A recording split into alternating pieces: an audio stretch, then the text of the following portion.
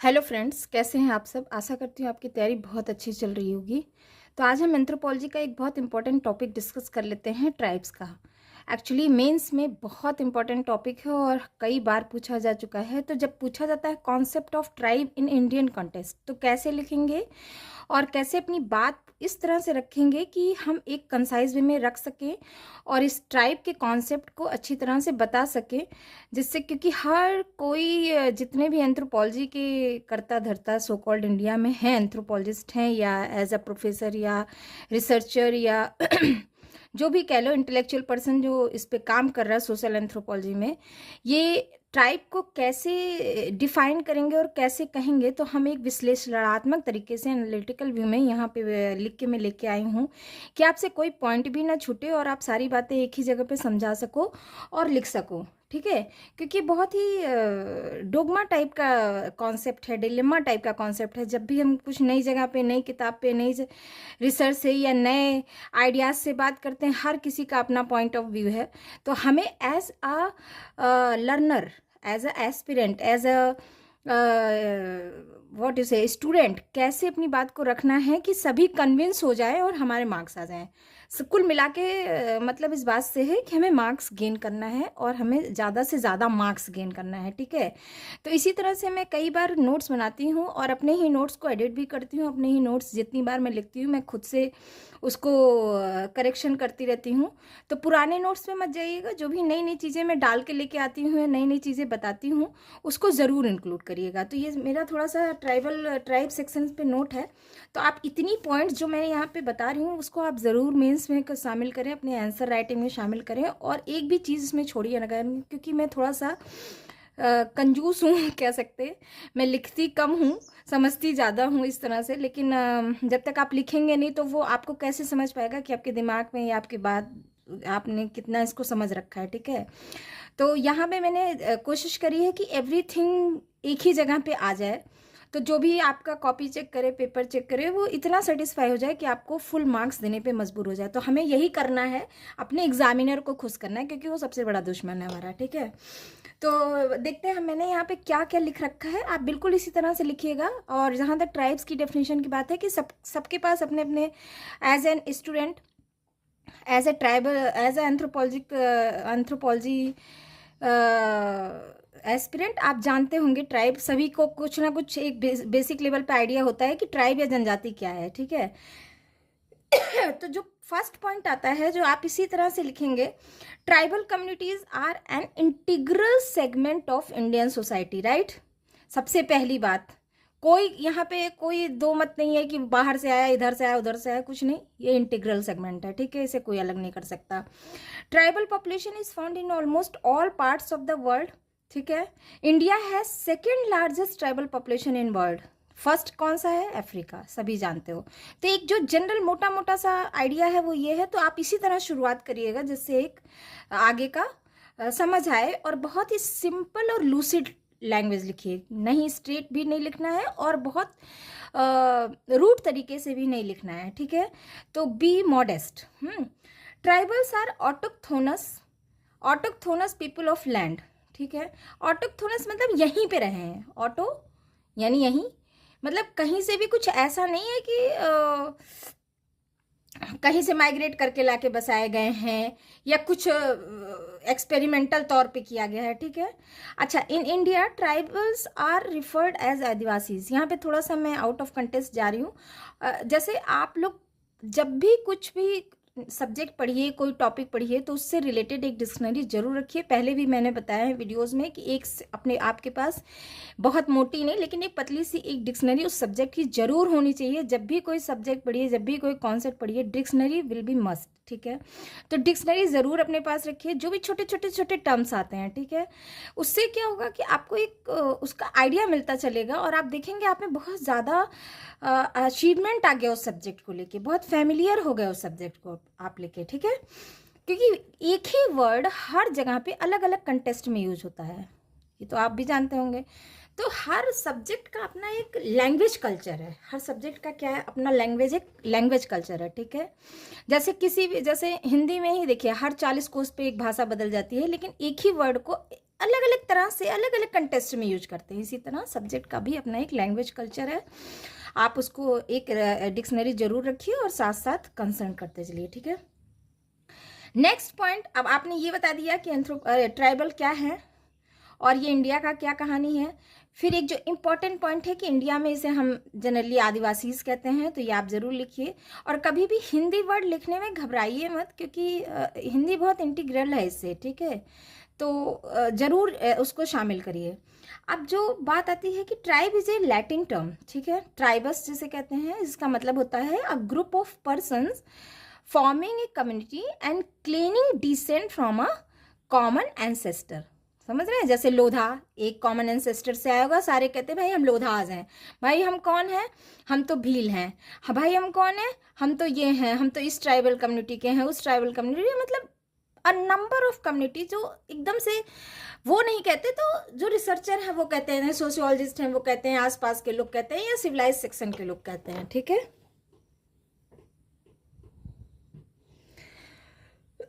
Sorry. अब जो एक इम्पॉर्टेंट चीज़ है, देखिए आप अपने जितने सुंदर व्यू रखिए, सुंदर आइडियाज़ हों, आपका अपना जो भी मत है, लेकिन हम शुरुआत वहाँ से करते हैं जो सभी का मत है। तो हम देखते हैं ऑक्सफोर्ड डिक्शनरी, चूंकि हमारे यहाँ बहुत दिनों तक ब्रिटिशर्स रहे, ब्रिटिशर्स लोगों ने लिखी किताबें, ब्रिटिशर्स को हम फॉलो करते रहे, तो हम सबसे पहले जो बात लिखते हैं या जो मान्यता प्राप्त चीज़ है वो है ऑक्सफोर्ड डिक्शनरी, ठीक है। तो उसमें यही लिखा गया है, a group of person forming a community and claiming decent from a common ancestor, right.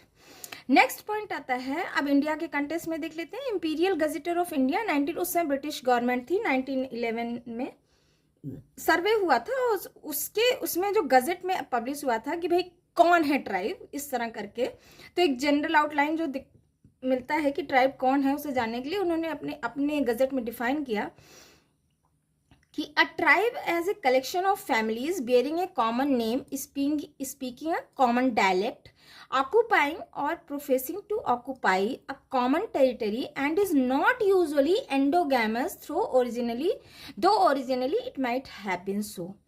आप देखेंगे जब मैं पॉलिटिकल सेक्शन वाला पढ़ा रही थी कि they are tribals are not endogamous, they are exogamous, ठीक है। अब एक्सोगैमस एंडोगैमस क्या है वो आप वहां जाके समझिए, या आप अपनी डिक्शनरी में देखिए, क्योंकि बार बार बेसिक्स टर्म्स अगर मैं बताती रहूंगी तो आगे की चीजें कैसे बताऊंगी, ठीक है। तो ये जो गजेट ऑफ इंडिया में निकला उस समय 1911 में शायद रीजले थे, उन्होंने सर्वे किया था और एक ट्राइब का वहाँ पे एक छोटा सा डेफिनेशन दे के रखा था। तो नेक्स्ट पॉइंट हम यही कहेंगे कि tribe as a collection of families bearing a common name, speaking a common dialect, occupying और professing to occupy a common territory and is not usually endogamous though originally it might have been so, ठीक है। अब ये तो हो गया शुरुआत में क्या रहा। फिर देखते हैं और थोड़ा सा इसको लोग समझे तो 1917 में फिर जब सेंसस आया तो 1931 का census nomenclature referring to tribes underwent successive modification such as, इनको अलग अलग नाम से पुकारने लगा, कोई बोला एबॉरिजिनल्स हैं, कोई बोला नहीं नहीं डिप्रेस्ड क्लासेस हैं, ठीक है। फिर हुआ 1941 का सेंसस, ये इन्होंने बोला there these adjective were drop, भाई ऐसा है सब खत्म करो, नहीं ना एबॉरिजिनल्स बुलाओ ना डिप्रेस क्लासेस बुलाओ। और अभी इंडिपेंडेंस होने वाला, after independence with the adoption of scheduled tribe और as they commonly called adivasis. तो हमारे संविधान में इन्हें कह दिया गया शेड्यूल्ड ट्राइब या adivasis. Such standardization did not remove all ambiguity. तो इसका ये मतलब नहीं है कि अगर संविधान में आगे भाई ऐसा है ये शेड्यूल्ड ट्राइब है, एक पर्टिकुलर शेड्यूल में इंक्लूड कर दिया गया और उन्हें पर्टिकुलर ड्यूटीज और राइट्स देने लगे या आदिवासीज कह लिया। तो इसका ये मतलब नहीं है कि वो सारे एम्बिग्यूटीज जो उनके साथ रिलेटेड थे कि कोई कुछ कर रहा है, कोई कुछ कह रहा है, कोई कुछ समझ रहा है, हट गया, नहीं हटा नहीं। लेकिन हाँ हमें एक मोटा मोटा सा इंडिया में आइडिया मिल गया और एक जो स्टिग्मा था वो थोड़ा सा हट गया, पूरी तरह से नहीं हटा लेकिन एक स्टिग्मा हट गया, ठीक है। In India, except state of Punjab and Haryana and Union Territory of Chandigarh, Delhi and Puducherry, tribes are found. तो ये चीज़ें आप याद रखिएगा, कहाँ कहाँ ट्राइब्स पाए जाते हैं और कहाँ कहाँ नहीं पाए जाते. पीपल ऑफ इंडिया एक किताब थी, identified 4635 communities in India.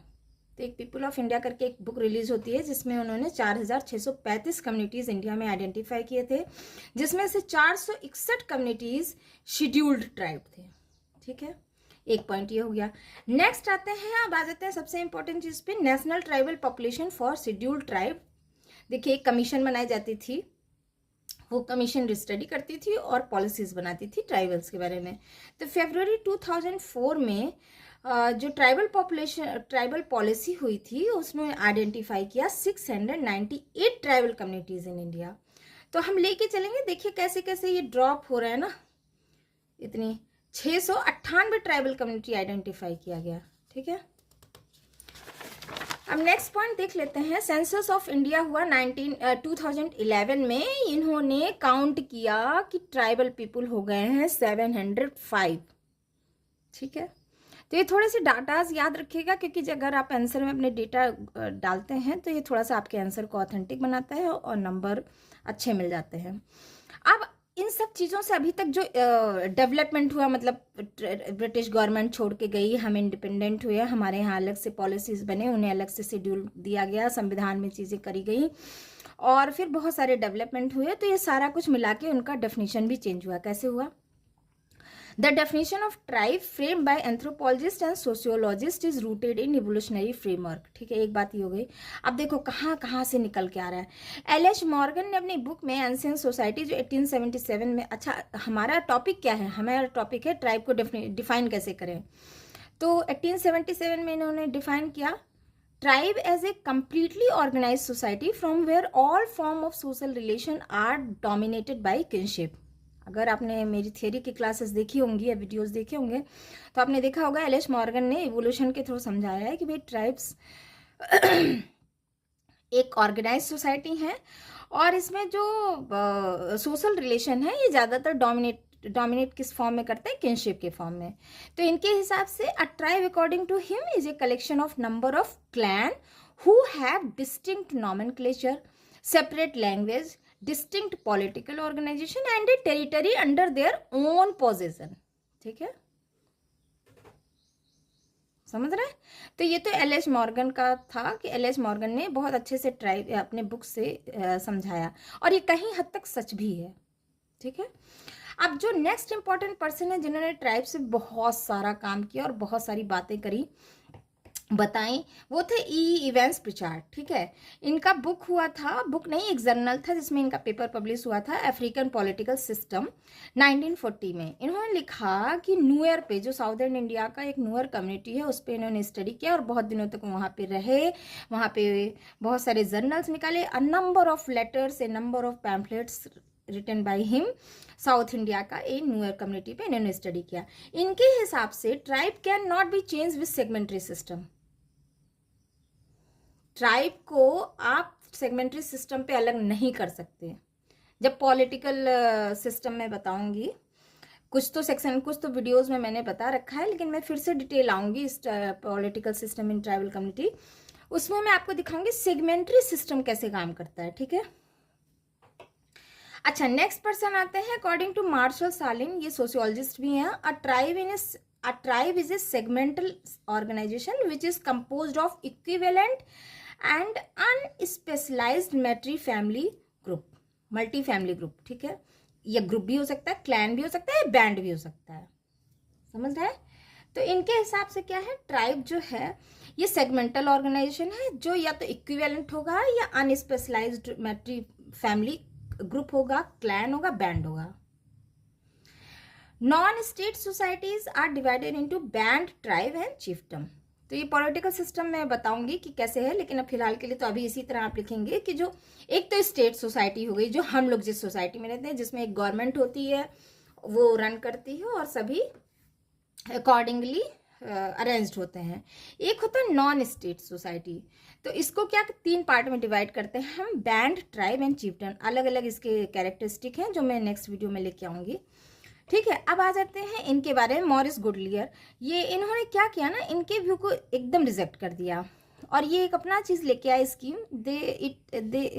He has three fold scheme of band, tribe and chiefdom. ठीक है, Godelier emphasize on mode of production to define and conceptualize tribe. इन्होंने किस तरह से उनका इकोनॉमी रन कर रहा है, क्या क्या वो उगा रहे हैं और क्या क्या वो बना रहे हैं। ठीक है, उसके हिसाब से डिफाइन किया ट्राइब को कि भाई कुछ जैसे बार्टर सिस्टम चल रहा है, किसी ने कुछ बनाया, किसी ने कुछ बनाया, उन्होंने उसको उसके चीज़ें दे दी ना। और हमें जैसे इकोनॉमी वाले सेक्शन में शायद मैंने बताया भी है, नहीं तो मैं वीडियो भी लेके आऊँगी। तो इस तरह से इन्होंने ट्राइब्स को डिफाइन किया कि किसी मोड ऑफ प्रोडक्शन के हिसाब से। ठीक है, अब आ जाते हैं, बहुत इंपॉर्टेंट पर्सन है रैल्फ लिंटन, स्ट्रक्चरलिस्ट थे। इन्होंने कहा कि simplest form, the tribe is a group of people occupying a contiguous territory and having a feeling of unity deriving from numerous similarities in culture, frequent contact and a certain community of interest. इन्होंने बहुत अच्छे से study किया, Ralph Linton ने। Structuralism में ये बहुत important person है और इन्होंने स्टडी करके बताया कि भाई ट्राइब क्या है। सिंपली समझिए आप कि एक कंटिग्यूअस टेरिटरी में रहते हैं, इनके अंदर एक फीलिंग ऑफ यूनिटी होती है और एक feeling of unity in culture भी होता है। ठीक है, और ये आपस में एक दूसरे से मिलते हैं, एक सर्टेन इंटरेस्ट को ऑब्जर्व करते हैं, जैसे फीस्ट ऑर्गेनाइज करना, हंटिंग करना, रिचुअल्स करना। तो these are all characteristic of, these are all character of tribe. ठीक है, एंथ्रोपोलॉजिस्ट हैव, ये तो आपके डिफरेंट व्यूज हो गए जिन्होंने ट्राइब्स को डिफाइन करने या बताने की कोशिश की है कि दीज आर ट्राइब्स। ठीक है, अगर ये चीज़ें हैं तो दीज आर ट्राइब्स, और ट्राइब्स इन्हीं को कहिए, इनको ना कहिए, इस तरह करके। Anthropologists have tried to provide universal criteria to define and conceptualise tribe. ठीक है, तो यहाँ देख लेते हैं, एंथ्रोपोलॉजिस्ट ने इंडिया में एक ये सारा कुछ तो होता रहा, अलग अलग लोगों ने अलग अलग तरीके से समझा ट्राइब्स कौन हुए, किसे हम कह सकते हैं ट्राइब। तो बहुत सारा एक स्टडी करने के बाद जो अभी का है, एक यूनिवर्सल क्राइटेरिया लिया गया इसको कॉन्सेप्चुअलाइज करने के लिए, डिफाइन करने के लिए। Because distinctive ecological, economic, historical and socio cultural characteristic each tribe differ from other, but despite diversity and difference a degree of commonality exist। ठीक है, आप देखते होंगे कि सभी का अलग अलग कल्चर है, लेकिन जब हम ट्राइब्स लोगों को देखते हैं, एकदम से दिमाग में आता है no no no this is tribe. ठीक है, तो यानी सारा कुछ डिफरेंस है, उनकी हिस्ट्री अलग है, उनका अपना एक कल्चरल सेटअप अलग है, उनका पॉलिटिकल सिस्टम अलग है, इकोनॉमिक सिस्टम अलग है, लेकिन सबका अलग होने के बाद भी एक एक एक एक एक डिग्री ऑफ कॉमनलिटी है। तो इसलिए हम एक एग्जिस्ट करता है और ये ट्राइब्स में एक अपनी ही पहचान बनाए हुए हैं। ठीक है, तो भाई ट्राइबल्स ने अपनी ही एक पहचान बना के रखा हुआ है। According to anthropologist, a tribe is a group of people living in isolated forest and hills. Generally ये सिविलाइज्ड पीपल के साथ कहाँ रहते हैं? Their language is different from the language spoken by the mainstream people। ठीक है, they live on hunting, fishing, food। मतलब आप देख रहे हैं कि कैसे उनके हिसाब किताब, कैरेक्टर के हिसाब से उन्हें मेन स्ट्रीम पीपल से अलग करा गया है। सोशियो कल्चरल इंस्टीट्यूशंस की बात की जाए, they are highly influenced by their consanguine relationship. ठीक है, अब कॉन्सेंगुइन उसमें देखिए डिक्शनरी में, they have faith in animism. ये मैंने थियरीज के क्लासेस में बताया है, एनिमिज्म क्या है, न्यूट्रलिज्म क्या है, टोटेमिज्म क्या है। ठीक है, अब their religious and rituals are influenced by magical practice. हम समझ जाते हैं ना, दे आर आदिवासीज और ये इसी तरह से करते हैं। ठीक है, इन इंडिया का बात की जाए तो concept of tribe is complex. तो ये वर्ड लिखना बिल्कुल मत भूलिएगा अपने आंसर में कि भाई अगर ट्राइब का कॉन्सेप्ट का हम आंसर लिख रहे हैं तो इसमें ये चीज़ आएगी ये कि this is very much complex. Every tribe uphold its distinct culture, dialect and economic pursuit। अब describing tribe has removed a controversial among scholars, reformer and administrator। मतलब हम एंथ्रोपोलॉजिस्ट किस तरह से डिफाइन करते हैं, रिफॉर्मर किसी तरह से करते हैं, सोशियोलॉजिस्ट अलग तरह से करते हैं, एडमिनिस्ट्रेटर अलग तरह से करते हैं। ठीक है, Risley, Luke, Elwin and Grigson describe tribe as aboriginals और एबॉर्जिन्स। ठीक है, तो आप देख रहे हैं कौन कौन किस तरह बोल रहा है ट्राइब्स को। हुटन ने इन्हें प्रिमिटिव ट्राइब बोला। जीएस घूरे अगर इंडिया की बात करें, describe them as backward Hindus. देख रहे हैं। Das ST designated them submerged humanity. D.N. Mazumdar conducted a comprehensive study among Khashas and brought out characteristics of tribal Hindus continuum. According to Mazumdar, a tribe is a social group with territorial affiliation, endogamous, with no specialization of functions, ruled by tribal officers, hereditary or otherwise, united in language as dialect, recognizing social distance with other tribe or caste without attaching any social obligation to them, following tribal traditions, beliefs and custom, illiberal of naturalism of ideas from other alien sources, above all common consensus of homogeneity of ethnic and territorial integration.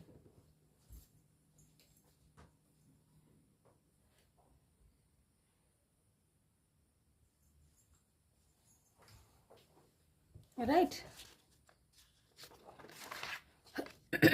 अब आ जाइए सबसे important प्रश्न है Vidyarthi and Rai. According to Vidyarthi and Rai, tribes of India live in forest, hills and isolated regions. They have been in continuous contact with neighboring communities and live by farming and working in